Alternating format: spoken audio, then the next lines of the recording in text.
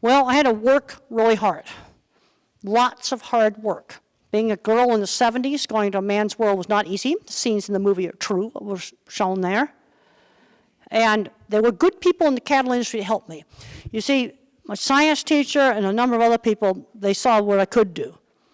There was a contractor that recognized some of my abilities. He seeked me out. There were good cattle people that did not, true cattlemen. There were good people that mentored me. My aunt, science teacher, the contractor, a lot of good people. And also, you got to work really hard. It's not easy. It's not easy. When I was at Arizona State in the 70s, I found this, someone scrawled on the wall of the art building in black magic marker. Obstacles are those horrible things you see when you take your eyes off the goal. I have since Googled that, found out it came from Henry Ford, but I didn't have any way of Googling it in the 70s.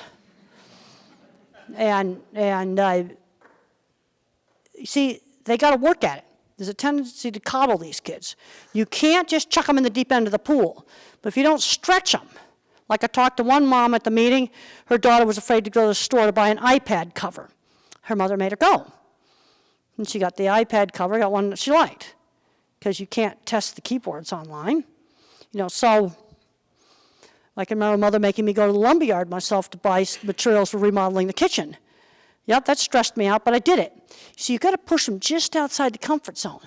One thing you absolutely cannot allow is recluses in the room. No recluses in the room. You're going to be free to do all kinds of stuff, but you're not going to just be a recluse in the room. And in my book, The Autistic Brain, I talk about the different kinds of minds. And I'd like to get some people in the engineering department to get that. Of course, the engineers that are on the spectrum all avoid the label. Silicon Valley avoids the labels. Half the people there are on the autism spectrum. If you didn't have autism genetics, you wouldn't even have engineering. Because a brain can either be made more thinking or made more social emotional. Well, there's a big part of this is just normal variation. When does geeks and nerds become mild autism? Well, I think that's kind of changed, because a lot of geeks and nerds I went to school with, now labeled autistic today, and I'm seeing kind of too much coddling, not learning enough work skills and things like that. And then when you design any kind of a product, you need both the art side and the math side. Everyone forgets that Steve Jobs was an artist. He was not a coder, an artist. He says, well, I want to make it so you can squish the picture down like this. I want to make it so you can expand the picture. The engineer had to make it work. But Steve came up with the idea of all the swiping and stuff like that.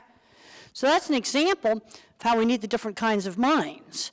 And I'm getting worried, in some of a lot of the STEM stuff, we're screening out to me the visual thinkers.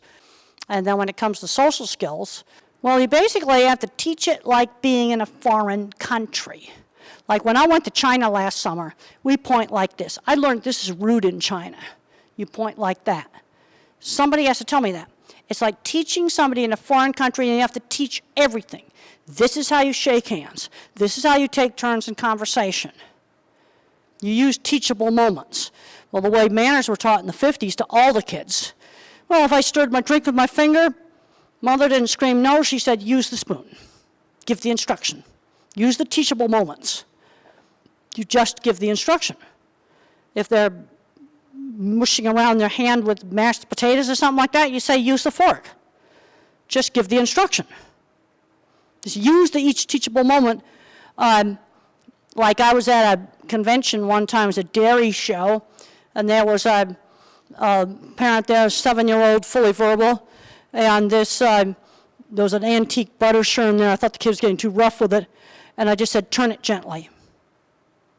And then he ran in the hotel manager's office to start to play with the computer in there, and I said, you have to ask the man if you can use that computer. You see, now right there, in less than 5 minutes was 2 teachable moments.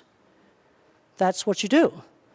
You don't scream. The only time you scream no is if he's running into the street or something or going to do something dangerous. But he just went in the hotel manager's office. Just use that as a teachable moment. Well, some of the social story stuff can be good. And one thing where video would have helped me would be to go back and, like a coach coaching an actor in a play, to go back and critique some of my social interactions on a video. That would have been very useful. And then I have a book on the unwritten social skills. A lot of counselors really like that book. I did it with Sean Barron, and we have things where we're the same, things we're different. But then after you play these videos back, then you'd be there with the counselor and you critique it, just like, so I'm not against using the videos, but then you're there with it and you say, no, you kind of interrupted there, or you did this, you need to work on this. And you just coach it like if in a foreign country. Well, maybe you can critique it themselves, but also there's things where you need somebody who's an expert in social helping them critique it. Sometimes you just need to tell them you did this wrong. If I was coaching somebody how to act in a play, I would tell them how to be the character. I can't just let them do it themselves, they don't know. They got to learn how to act in the play of social. They got to learn that. See, it's learned intellectually. Well, one of the things that helped me with peers was through shared interests. The only places I was not bullied and teased was the specialized interests. Cattle, working in feed yards, building stuff. Those were the kind of people that were my friends, people that worked in animal behavior, peers who shared interests. Well, as you get into the, my generation, some of the old-fashioned stuff where it's the shop teacher that turned the kid around, there were some really good outcomes. You see, there were all kinds of geeks and nerds I went to school with to be labeled autistic today. I had severe speech delay. I was the kind of kid in the 50s who used to throw away in an institution. I was the kind of kid they just threw away. But the kid that had no speech delay, they pounded in those social rules, and they were out there working for NASA, or they're doing welding or car mechanics. We got to, see, as a visual thinker, I don't get hung up on the labels.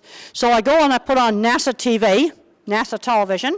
I see a geeky kid there, look like he's like 16. Yeah, he's running some big fancy machine tool. And then I see the same kind of kid at an autism meeting who's addicted to video games, to the same geek. That's what makes me totally crazy. All right, but let's start out. We have to replace the video game with something. You can't just replace it with nothing. So let's start, see if the car fixing bug will bite. Find something else. I talked to one family, their son loved to work on greenhouse controls. As long as he was out doing that, he could put the video games aside. See, we got to find something to replace the video games with. So let's see if a skilled trade bug is going to bite, a programming bug is going to bite, something can turn into a job. And then we gradually cut down on the games. And you also might have to do a little Prozac to mellow them out. Just a little bit of Prozac, because one of the reasons they play all those video games is it calms anxiety. Now, I want to emphasize the skilled trades aren't for everybody.